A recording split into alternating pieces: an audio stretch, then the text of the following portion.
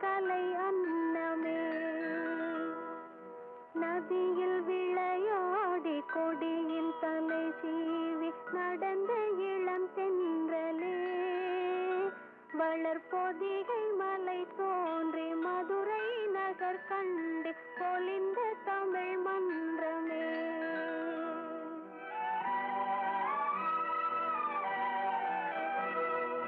மலர்ந்து மலராத பாதி மலர் போல வளரும் விழி வண்ணமே, வந்து விடிந்தும் விடியாத காலை பொழுதாக விளைந்த கலை அன்னமே.